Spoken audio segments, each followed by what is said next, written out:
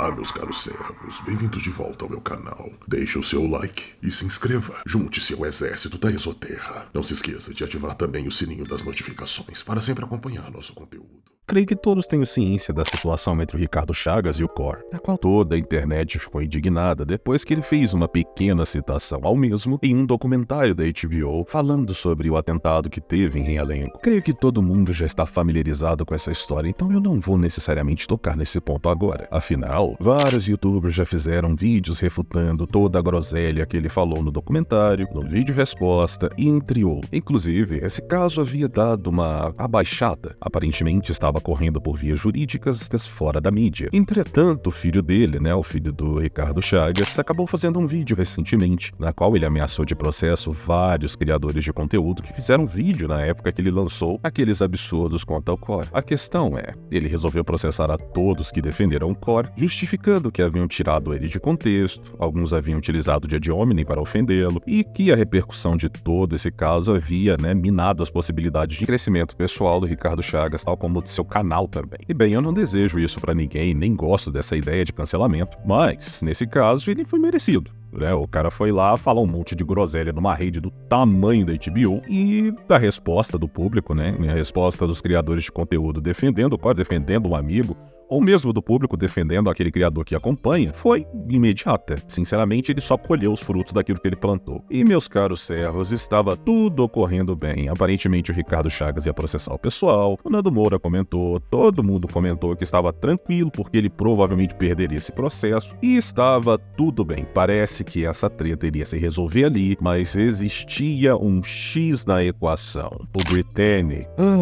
Cara, é complicado. Eu já falei do Britannics aqui no canal, pessoal, e adivinha, o mesmo motivo pela qual eu falei disso e outros criadores de conteúdo falaram tentando ajudar ele foi justamente o motivo que colocou ele de mãos atadas contra o Ricardo Chagas. As thumbnails e os títulos extremamente apelativos e mentirosos que ele utiliza para fazer os vídeos dele. Aconteceu aquela situação um tempo atrás entre o Cor e o Britannics, na qual ele tomou um puta de um sabão no Twitter, mas ele foi lá e pediu desculpas, mudou a thumb, e aparentemente tudo estava resolvido. Pensamos, não, o menino melhorou, ele vai fazer uma coisa diferente. Mas não, lá vai ele lançar de novo outra thumbnail, afirmando coisas que o Ricardo não havia falado em momento algum. E aí complica, Britannics, porque você tá colocando palavras na boca da pessoa. Quando você faz uma thumbnail desse jeito aqui, você está passando a ideia de que a pessoa usou essas palavras, da mesma forma que você usou com o Cor antes, falando, eu odeio artistas, cara, ele nunca falou isso, você entende? Da mesma forma que Ricardo Chagas nunca falou que Minecraft era um jogo do diabo, ou algo do tipo, cara. Pessoal, eu vou utilizar o meu exemplo aqui. Eu não assisto o vídeo do Britannics, e aí, cara, me desculpa de antemão, eu não quero usar ad hominem no meu vídeo, eu não gosto desse tipo de coisa, mas eu não consigo assistir seus vídeos, cara, eu não sei, como eu disse, eu não consigo entender a sua voz, eu não consigo entender o que você tá falando, eu não consigo entender a sua dicção. Sinceramente, me desculpe, cara, não tô querendo te ofender nem nada aqui, não leve isso como uma ofensa, tá? Mas eu realmente não consigo assistir seus vídeos. Agora você imagina uma pessoa que nem eu, vê a sua thumbnail passando ali, vê o seu vídeo passando ali, com a figura da pessoa, porque você coloca a foto da pessoa ali, com a frase e não vai assistir o vídeo, o que ela vai fazer? Ela vai associar na hora a frase da pessoa e vai comentar, porque as pessoas são assim. Muitas das vezes elas nem assistem o vídeo, ou não assistem o vídeo completo, e vê a thumbnail e fala, caraca, olha isso daqui. Eu sei que isso é errado, mas acontece, cara. Infelizmente acontece, foi a mesma coisa do Cor. Você colocou um vídeo e você falou, não, aqui no meu vídeo eu tô te defendendo, Cor, mas a thumbnail e o título eram completamente diferentes. Acho que a pessoa vai imaginar isso, cara. Eu sei que você tá tentando chamar atenção pros seus vídeos, isso faz sentido, faz parte da mídia, mas você não precisa utilizar de mentiras pra isso, entendeu? Mas eu acho que nessa altura do campeonato eu duvido que você vai querer ouvir a gente ou algo do tipo, mas se posso dar uma dica pra você ainda, cara, como eu disse, não faz isso. Várias outras pessoas já falaram isso pra você, tá? Tenta não fazer isso. Eu acho que agora você conserta, já que um processo iminente na cara é um motivo suficiente pra assustar alguém. A questão, pessoal, é que dada essa situação, o Britannics abriu uma live ontem com o Ricardo Chagas, uma live de 2 horas, e como eu disse, eu não consigo assistir seus vídeos. Mas aqui ele deu pra assistir, e eu separei alguns pontos na qual eu gostaria de comentar, já que, bem, apesar da live ser do Britannics, é só o Ricardo Chagas que falou. Quando o Britannics falou, ele ficou tipo aquela situação em que o crítico tava com Haluca, do criticou o Corvo naquela época, eu lembro direitinho, rapaz. E não tô comparando o Ricardo Chagas com o Haluca, né? Mas, cara, você fez uma entrevista com alguém, dando voz pra pessoa e deixou ela falar. Você não pontuou nada, você não comentou nada, o seu chat tava em chamas ali. O Gabs foi do seu chat, eu vou comentar isso pela frente ali. E, cara, assim, tava todo mundo coringando no chat e tu não tava fazendo nada. Tu não tava fazendo as perguntas de forma coesa, você não tava colocando o cara contra a parede com argumentos. Parecia que era o canal do Ricardo Chagas comentando, mais um vídeo do Ricardo Chagas comentando, não parecia uma entrevista. Bem, eu separei alguns pontos aqui da entrevista que eu achei interessante, eu vou passar pra vocês. E a geração que tá aí, que tá vendo esse conteúdo novamente, acompanhando conteúdo, mas não é possível que ninguém consiga ver a quantidade de aliciador que tá aí pra transformar esses meninos em mini terroristas. E a resposta é sempre a mesma, de todos os youtubers, principalmente o último vídeo do Gabs, deixa isso bem evidente e é meio preocupante essa ideia ser generalizada aí dos criadores de conteúdo em si. Porque é uma ideia de assim, cara, se o cara colocou filho no mundo, o problema é dele. Irmão, que eu não sei de onde veio essa ideia, não sei quem foi o precursor dessa ideia, o pensador original, mas é uma ideia estúpida. Porque você falar um tipo de coisa desse é de uma falta de responsabilidade tão grande, porque você tá desconsiderando todos os esforços que os pais têm. Aqui também tem um detalhe, a maioria dos pais, tirando aqueles que já têm uma condição econômica muito alta, eles não têm uma estabilidade econômica para começar a construir uma família. Né? Como é o caso de muitas famílias, né? Então, você não tem como achar o momento certo para construir uma família. Cara, se o marido quer ter filho, eles vão ter um filho, vão administrar os filhos e tudo bem. Porém, você não pode colocar o tempo inteiro a responsabilidade 100% deles, porque muitas dessas ferramentas que foram entregues a nós mesmos não sabíamos as consequências que iam ter. Você tem hoje aparelhos que são estrategicamente fabricados para te viciarem, como o celular, que a tecnologia de notificação de escuro infinito foi inventada.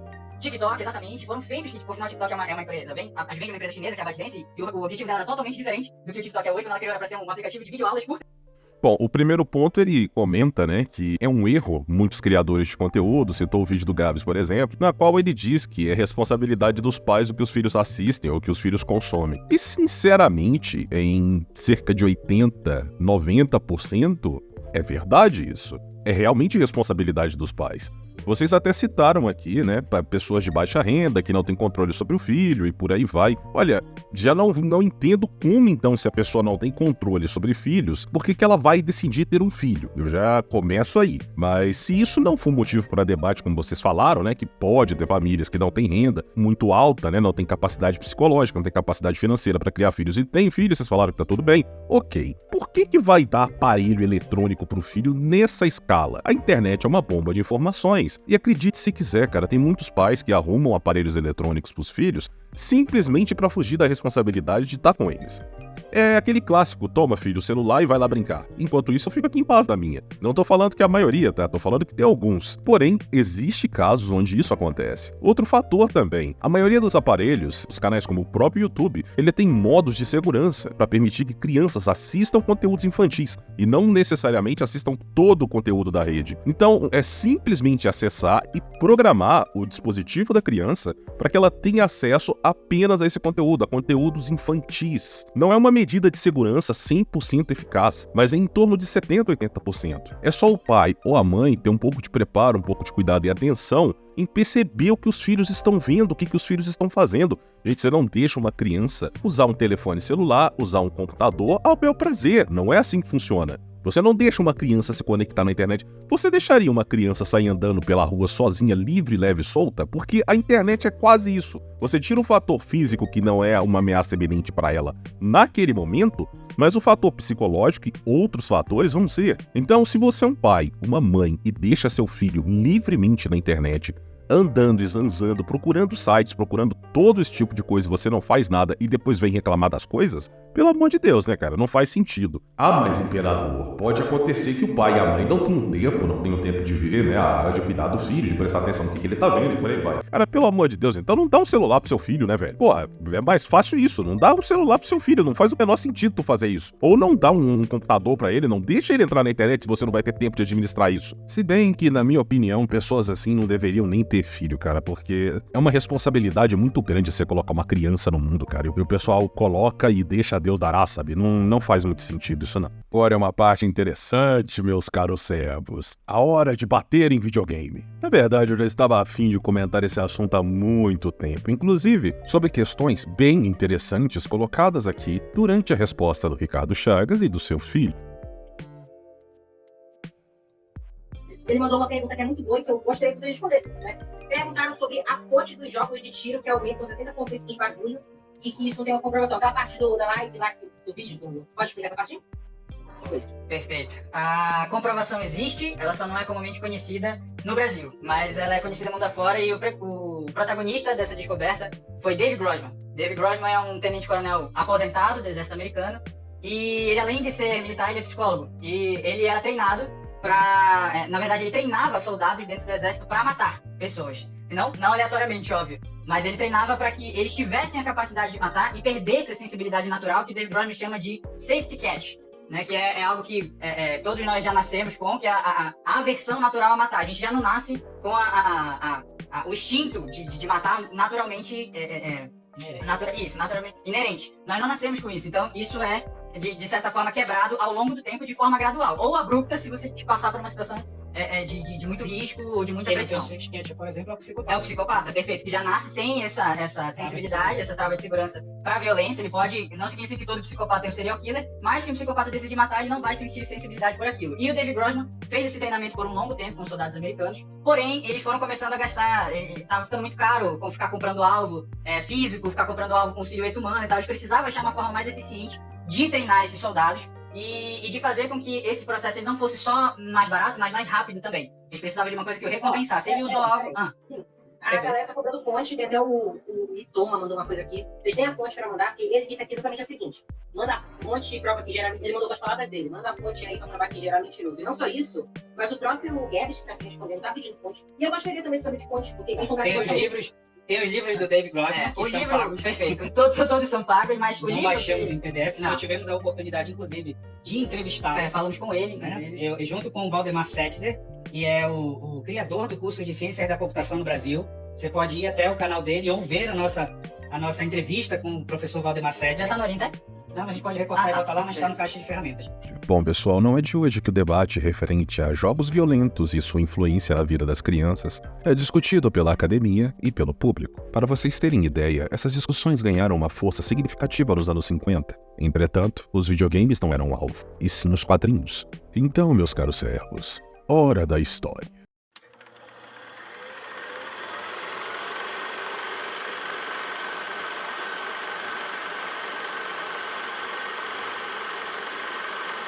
Chegamos em 1954, onde o psiquiatra Frederick Wharton publicou o seu livro Seduction of the Innocent. Em seu livro, ele presumia que os quadrinhos iriam transformar as próximas gerações em completos delinquentes, dada a sua influência nas crianças. Bom, pode parecer uma coisa um pouco estranha, entretanto, na época, isso gerou um debate gigantesco, levando as indústrias de quadrinhos da época a criarem o famoso Comics Code Authority, na qual sua função era garantir que os quadrinhos não teriam cenas violentas com zumbis ou assassinatos, palavras obscenas ou de baixo calão e, claro, garantir que o vilão, em toda a sua história, fosse punido e responsabilizado no final pelos seus atos. Bom, as empresas acabaram contornando o selo ou ignorando o mesmo, mas isso causou um problema significativo na época. Bom, o tempo passou e adivinha o que chegou agora nas mãos das crianças que antes curtiam quadrinhos? Pois é, a televisão. E levantou-se o debate de novo, com um novo protagonista, o psicólogo canadense Albert Bandura. Sendo bem conceituado na área, suas pesquisas sobre psicologia cognitiva tiveram peso significativo na história, tendo experimentos com João Bobo, categorizado como os experimentos de João Bobo de Bandura, as experimentos realizados nos anos 60. O objetivo principal era provar que crianças podem se tornar violentas observando possíveis comportamentos violentos de adultos em seu ciclo social.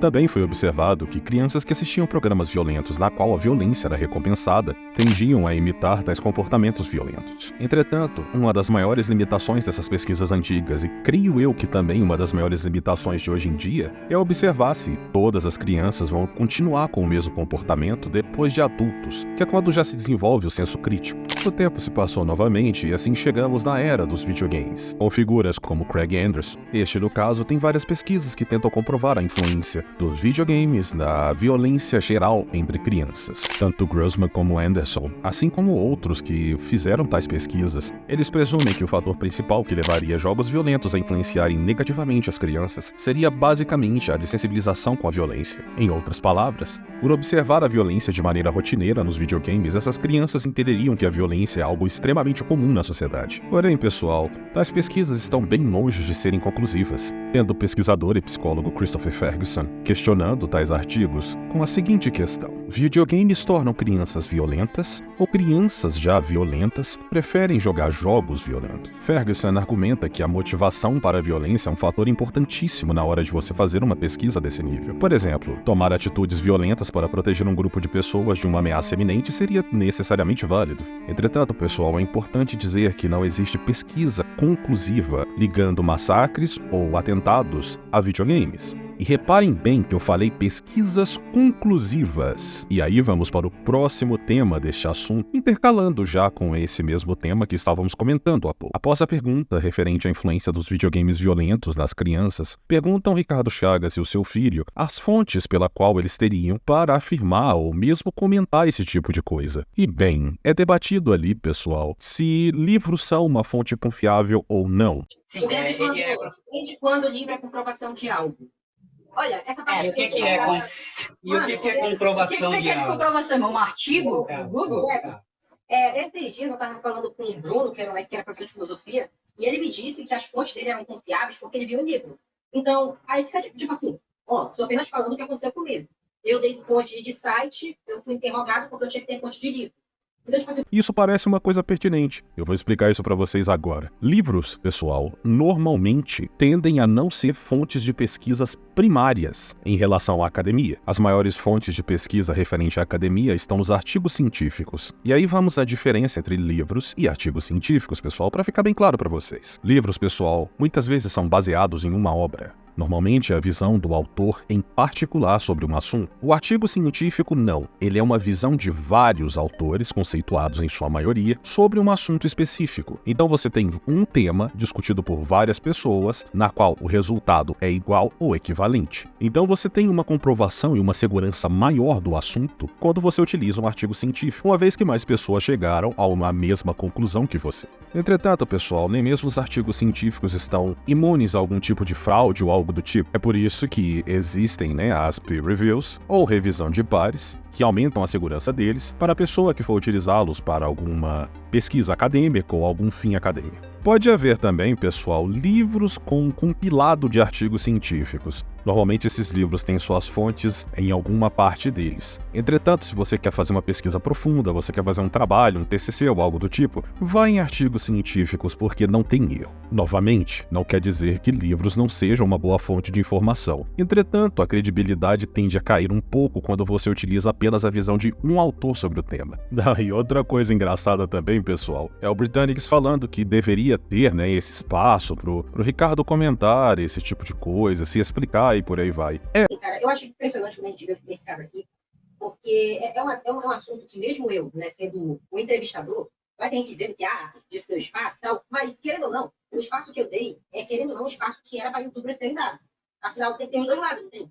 É tipo quando houve a Abelha, por exemplo, que só fizeram do lado do, não esperaram do lado do outro, então, tipo assim, cara, eu tô aqui sendo completamente imparcial, Totalmente. Ou do lado dele, Entendendo do lado dele, inclusive, eu achei que ele tinha, o direito de ser ouvido, porque até então eu não tinha visto nenhum outro canal entrevistando ele. De fato deveria, mas primeiro, o Ricardo deveria ter feito um vídeo se explicando e primeiramente pedindo desculpas pro Core lá atrás, lá no começo de tudo. Coisa que ele não fez, pelo contrário, ele soltou uma pérola completamente agressiva ali. E tá aí, se eu não me engano, foi o vídeo, o principal vídeo que o pessoal comentou bastante. Então, o Britannics, não necessariamente ele deveria ter espaço pra falar no canal de youtubers, não, tá? Você tá abrindo esse espaço porque você quer. Eu não vou falar nada que eu não sei aqui, apesar de parecer, mas eu não vou falar aqui alguma coisa que eu não sei com 100% de certeza pra não abrir margem pra nada. Tá vendo, Britannics? É isso que a gente faz quando a gente não tem 100% de certeza das coisas. Nós não falamos, entendeu? Nós não supomos, criamos teorias ou algo do tipo. A gente simplesmente não fala. De todos os youtubers que comentaram sobre esse assunto, cara, de todos eles, você é o único que abriu margem pro Ricardo Chagas te meter um processo bonito. Você e talvez o Lion, que xingou ele bastante com a Diomenes, eu não sei se isso enquadra, eu não sou jurista, mas de todos esses youtubers, cara, você foi um dos que fez a maior merda. Tu fez merda demais fazendo aquelas thumbnails e por aí vai. Eu até entendo você tá um pouco recluso agora, talvez até com medo, de tomar um processo. Faz sentido, no teu caso, porque nesse caso aí, ele realmente poderia ter sim uma vitória sobre você. Então assim, não, você tá abrindo espaço porque você quer, não é o dever de youtuber nenhum abrir espaço pra ele, até porque foi ele que começou atacando. E segundo, ele teve espaço, ele teve a HBO, velho. A HBO não é um espaço suficientemente grande pra você atacar alguém, não? Ah, e sim, atacar. Porque, pô, o Ricardo, não dá não, né? Pô, Ricardo, não dá pra você negar que você citou o Core ali, cara. Pô, não tem condição você negar uma coisa dessa. E aí entramos, pessoal, em mais um caso que poderia ser resolvido com simples, me desculpe, outro caso desses é inacreditável. Mas lá do começo, eu entendo que agora não existe mais espaço pra isso, já está correndo em questões jurídicas e por aí vai. E o pessoal vai se resolver de um jeito ou de outro, tá? Cara, Guedes, tu gostaria de... Eu gostaria de ver o teu posicionamento. Se tu quisesse falar alguma coisa aqui pro Ricardo Chagas, por exemplo. Pô, eu tô ligado que tu tem Telegram, né? Isso acaba sendo um problema e... Mas, quem sabe a gente pode, por exemplo, fazer qualquer dia desse ou até amanhã, podemos fazer uma outra amanhã, talvez. Aí o Guedes entra e tem os debates dos dois. Tá. Eu achei engraçado, Britannics, você chamar, por exemplo, o pessoal pra fazer uma espécie de vídeo coletivo, né? De live coletiva. É até engraçada a tua ideia. Eu não sei se o pessoal enxergou dessa forma, ou talvez seja eu que estou enxergando assim. Se eu estiver enxergando de uma maneira errada, já te peço desculpas de antemão, meu amigo. Mas assim, poxa, é fácil, hein? O pessoal entrar na live junto com você, sendo que foi tu o único que cometeu o erro a ponto de, né, abrir imagem pra ele te processar. Aí vai o pessoal gigante, né? Vai um pessoal como o Gabs, vai um pessoal como o Corva, o Ramsés, vai todo mundo ali pra tua live te dar view, porque você cometeu esse pequeno erro, né, o Britannics? Vai esse tanto de gente aí pra tua live te dar view, pra abrir espaço pro Ricardo Chagas, que, sinceramente, nem teve espaço, né, na HBO. Eu acho bem pertinente. Talvez seja só a minha visão capitalista vendo uma coisa dessas. Não te critico não, cara, até que o marketing foi bom. Inclusive, Gabs, olha pra você ver, se você conseguir dar uma olhada no meu canal aqui, você vai ver que tem um vídeo meu que eu te xinguei, tá? Falei que você é o paladino da justiça. Dá uma olhada no meu canal, dos primeiros vídeos sobre o crítico lá, ó. Então, assim, e outra coisa, só ele que é um lixo, tá? Só ele que é um lixo.